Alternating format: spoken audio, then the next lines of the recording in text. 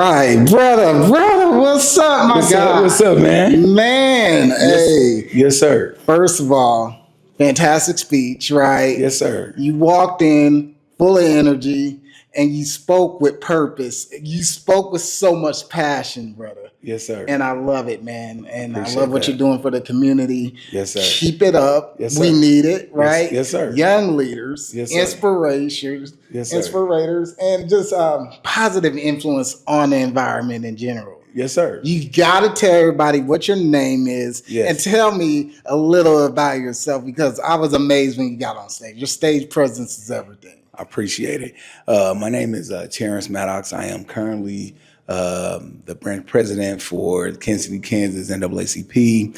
I served one term in public office as commissioner of District 4 here in Kansas City, Kansas. Yes. And so been an advocate now for, probably about 20 years, an advocate for equal rights. And so anything that has to do with civil rights of the people, you've seen me, you've seen my face. I've been involved in the community, meeting with groups, galvanizing the community, hosting marches, rallies, you name it. All of it centered around the rights of people. So, Right. yes, sir.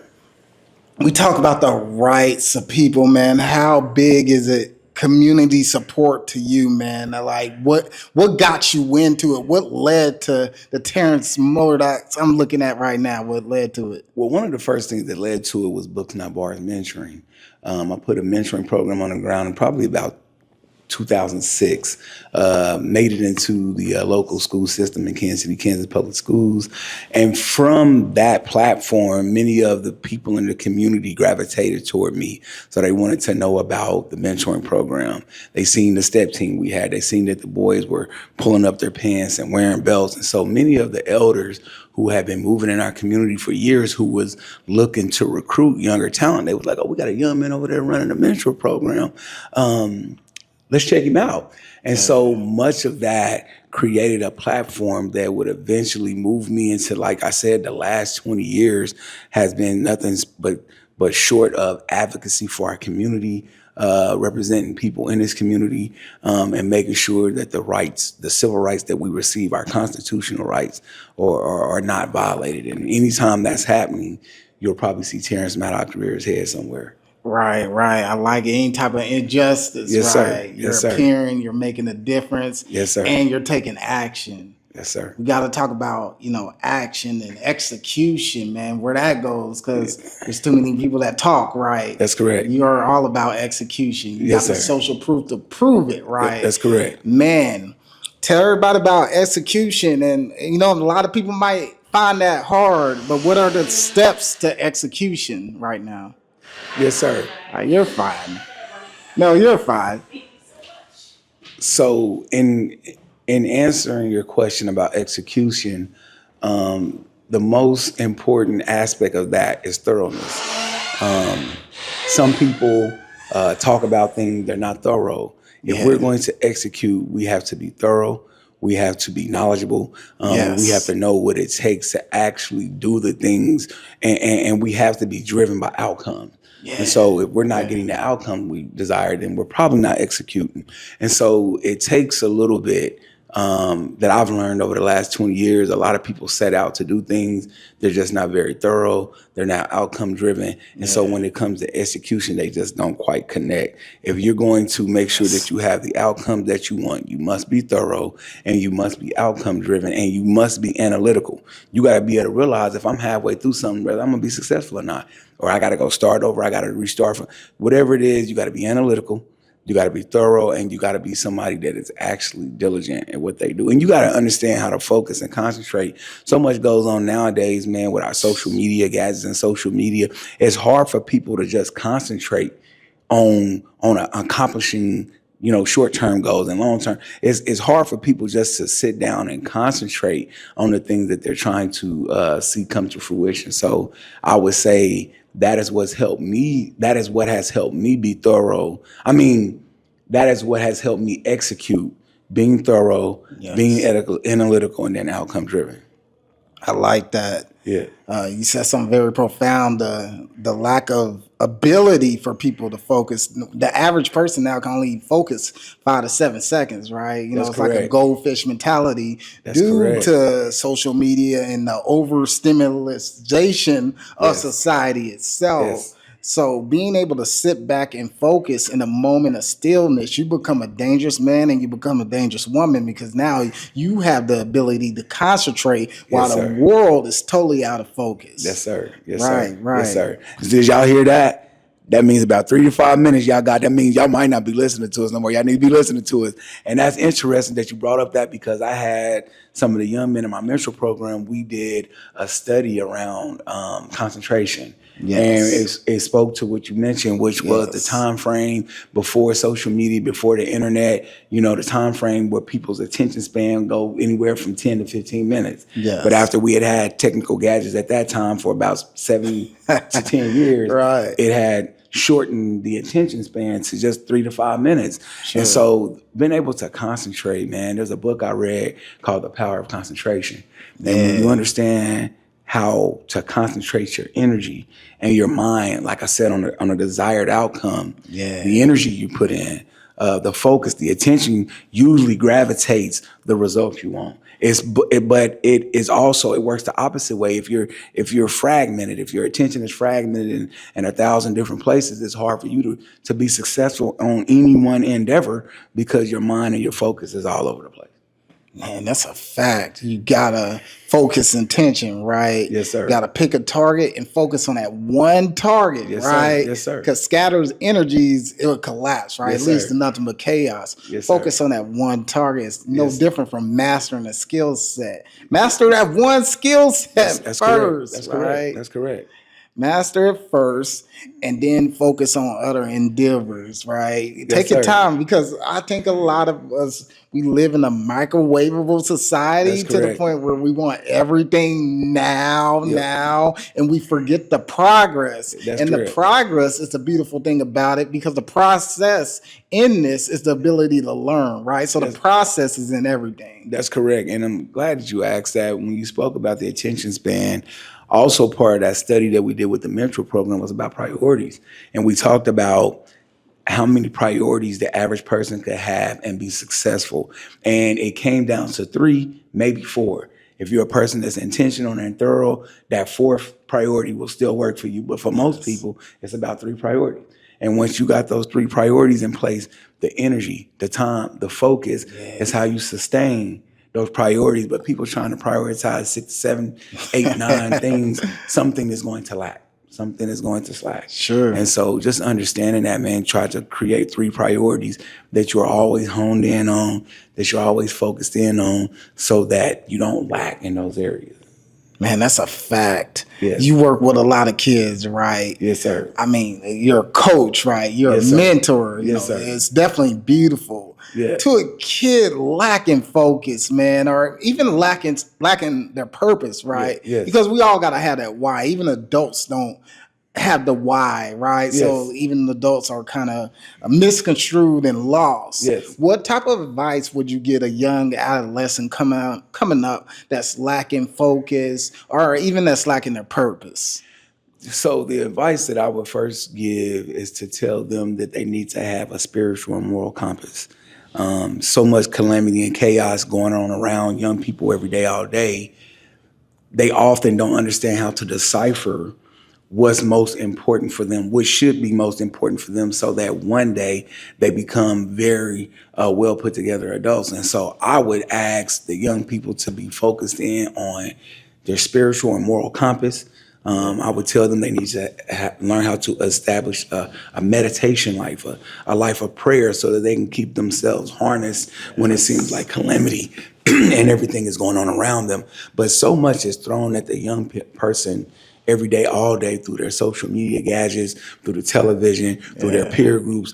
I'm going to tell the young person what's most important to them is that they have a spiritual and moral compass that keeps them grounded when all of this calamity is going on around them. So things are moving fast. They may not understand everything they see, but to be able to learn how to pray, to be able to learn how to center yourself through meditation is what will keep a lot of our young people grounded, man. And so a lot of young people are finding their way. I keep my hands on a lot of the young people, like you said. I mentor, I coach. I listen to them. I learn them, their fads, their culture. And at the end of the day, is to be able to give them something. At the end of the day, that will help them be a more productive adult one day.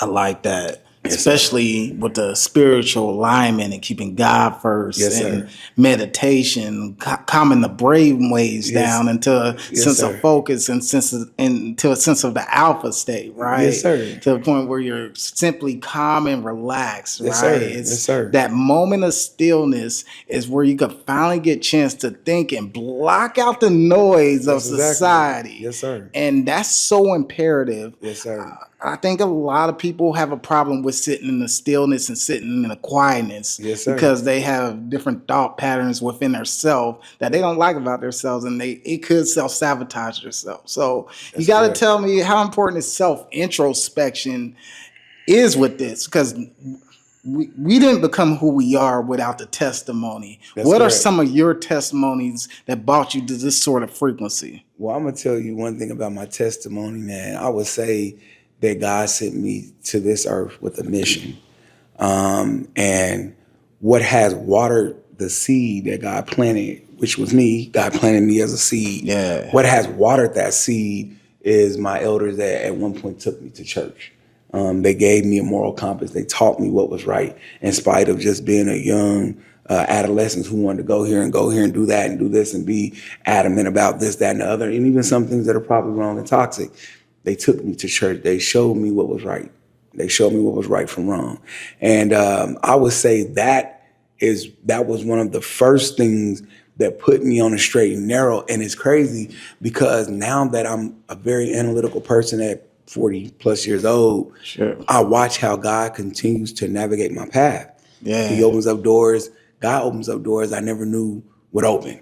He puts me in conversations with people I never expected to be in conversations with. And it's just kind of like, now I'm just kind of watching God move me and elevate me and create platforms for me. And so when I go to sleep every night or even at midday, I say, God, thank you. I don't know where you're taking me, but I trust where you're taking me. And so what it has led me on early in this first part of my life is advocacy, civil activism, community leadership. And so it's interesting to where God is going to take me in the second part of my life, because he has started to open up those doors and create those opportunities for me locally and abroad across the country. So just interested to see where God is going to take me in this season.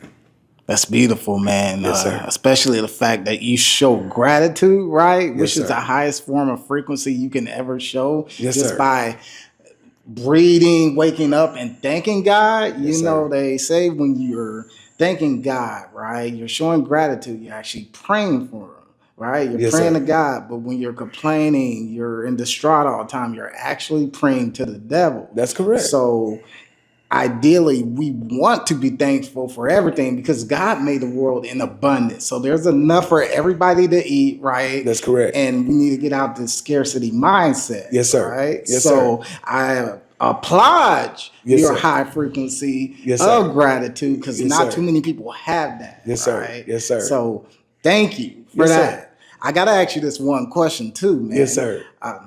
I'm looking at your suit, right? Yes, you sir. got Rosa Parks right here. Yes, I mean, sir. you already fly. Yes, sir. You already fly. Yes, sir. I'm looking at the Rosa Parks, man. You Yes. got to tell me. She was born 1913, died 2005, right? Yes, sir. So what does Rosa Parks mean to you, and how has she become an influence to you? Man, simply put, Mother Rosa Parks is an icon because she's known as the start of the civil rights movement. Yeah. Of 1963. There was another person that was set to lead, but they went on it, but because she was pregnant at the time, and Yes. I won't get too much into that, but Mother Rosa Parks became the first icon of the civil rights movement with the Montgomery bus boycott. Mother Rosa refused to give up her seat.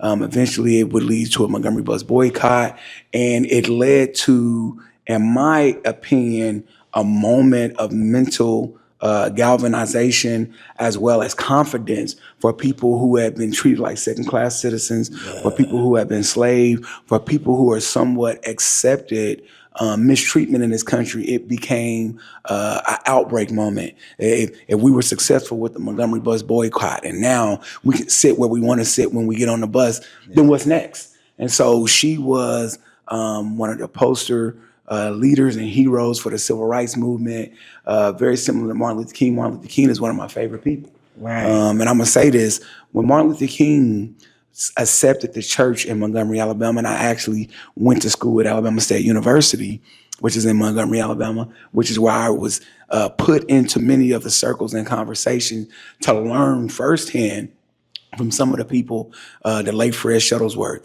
who walked side by side with Martin Luther King, was able to learn and sit at the table and break bread and just listen. And so just to think about how Martin Luther King took a church at, I think, 23 years old in Montgomery, and he was new to the city at that time.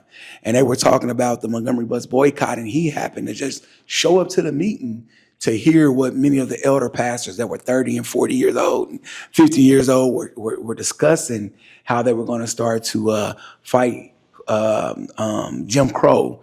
And so Martin Luther King was in the room, and they looked around the room and said, "Jim, you gonna lead this? You gonna lead this movement?" I said, "No, Jim, you too old." So they went around the room and discussed every pastor in the room, and every pastor was like, "Well, no, you got issues with such and such, and no, you ain't good." And then they got to the little old Martin Luther King, who was 23 years old and new to the city, and they said, "He's 23. Yeah. He's 23. He's new to the city. Nobody don't know." And Martin Luther King was like, "No, I just got here. No, I don't want to be."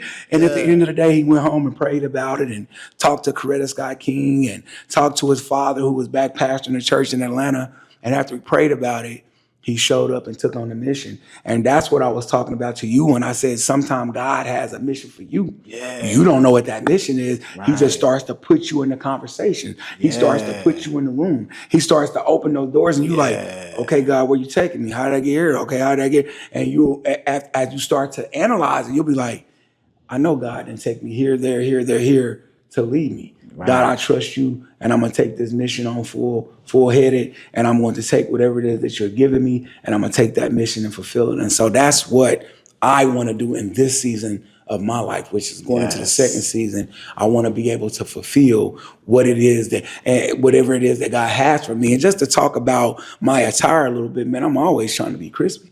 You always gonna see me with a crispy hairline. You always gonna see me looking good in my cowboy boots. And you know, I take pride in my presentation. Yes. Your presentation often gets you in rooms you wouldn't normally be in. It gets you in conversations you wouldn't normally be in. And so the way we present ourselves is how people first approach us. Yes. And so our presentation must always be intact when we step out. Man, that is fact. The quality of the presentation shows a form of self-love and self-care, self-dignity, a source of pride, especially as a young, powerful Black man. Yes, right? sir. Yes, you sir. have to step out on the scene as flawless as possible, because that's what we are, right? Yes, sir. We are kings, even though society degrades us like we're not, we are, right? Correct. That's why I wear this African medallion, Yes, right? Sir. Yes, so, sir. And that's why I keep God first, Yes, right? Sir. Yes, sir. Right? Yes. So, as kings, as King, my brother, yes, sir. I appreciate the style, swagger, presentation is everything. Yes, man. sir. Like, how do you expect somebody to respect you if you're not looking the part, right? If you're not talking the part, right? Correct. You are. How do you expect somebody to have confidence in you? You don't have confidence in yourself. Oh, preach. And that's a big thing, man. Preach. People can read a lack of confidence. People can read it. It's just like an aura that supersedes you before you enter the room, before you go and talk to people. And so people can read on you your confidence. They can read on you what you think about yourself, what you feel about yourself. And you got to be very careful, because a civil activist is often controversial. And so you're going to have some people that don't like you, and you're going to have some people that like you. Sure. And you got to be able to step out in confidence and shoulder all of it. The good, the bad, the people that don't like you, the people who are working against you, conspirating against you. I'm going to still smile. I'm going to still look these devils right in their eyes, and I'm going to be able to stand up, speak my speech, say what I need to say, and then be able to galvanize and move the people. And it comes from confidence. I like that. Confidence is definitely a skill set, man. Yes, sir. Something that needs to be mastered. Yes, sir. You keep saying profound information. I just have to repeat it. And yes, sir. I'm listening to you too, bro, and I can hear A little bit of metaphysics in your conversation. I've heard Of you talk course. about the aura, the spiritual world, and Yes, so I'm big on yes. those kind of things, man. I'm big on understanding how the laws of attraction gravitate things to Of you, and course. what you pull in and what you gravitate towards you, and Yeah. concentration, and Sure. all of those things that have a lot to do with our energies in the Yes. spiritual world. You'll get a lot of that from me, man, because I'm trying to always ward off negativity and negative energy, and Yeah. always want to be a friend, man, and show love to everybody. Everybody in the room. I'm not just a pro-black person that only cares for black. I love everybody. And I think Yes. God created us all equal. Of At the end of the course. day, the plight that the black man has had in this country is that we've had to fight through civil rights for everything Man. we've got. Come The on. 13th Amendment didn't always exist. The 14th Amendment didn't always exist. We had to fight for those. The Voting Yes. Rights Act in the United States was something we had to fight for. We couldn't Yes, even sir. cast a vote. And when we went to the polls and eventually started getting our voting rights, we had poll taxes, literacy tests, and all kind of obstacles they created for us because they didn't want us to be able to cast votes. And so that's just that important, man, to understand the plight, the mission, the historical context to what it is that we've been trying to accomplish in this country, bro. And so I just appreciate you for giving me a chance, man, to speak. I appreciate the summit that happened today, and it's something that we want to grow in this city. A lot of cities around the metro area have their own summits, well attended performances, vendors, and it's about time that Kansas City, Kansas has its own. Shout out to again Eric Murray and Eastside Innovations, man, for leading the way, and we want to continue to support that effort, build that platform, and so the community starts to have a voice that has for so long not had a voice. So we appreciate the summit. I love it. I appreciate your words, man. Yes, sir. Especially not only your words, but your actions, right? Yes, sir. And your confidence, right? Yes, sir. Your charisma, and more than likely your purpose. You told me your testimony, and I love the way that you put God first, right? Yes, sir. And I love the way that you're mentoring these kids to another path, because right now they can choose to go left or right. So we need community leaders like you, Yes, sir. right? That's willing to talk the talk and Yes. walk the walk. That's right? correct. That's correct. Right? So, And more than ever, man, not only community leaders, and I know we need to probably get an interview, we've been doing it for about 20 minutes, Sure. but spirituality and prayer changes things. yeah. The conditions of our young people needs more than just a hands-on fixing.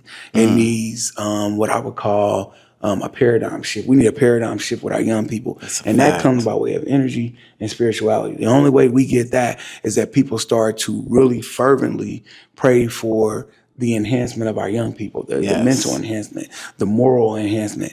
And so a lot of them are lacking that. And if we're not careful, our future will become dim because the very people that we need to be professionals in our everyday world will lack the confidence. They will lack the skill set needed for our everyday arithmetic to be what it needs to be, so to speak. And so, man, prayers for our young people, man, but more importantly, hands-on with them like never before. Many of them are suicidal. Many of them are living day to day. They don't know where their next meals are coming from. And so we just have to do more to create a platform for them, man, to be able to reach them wherever they are.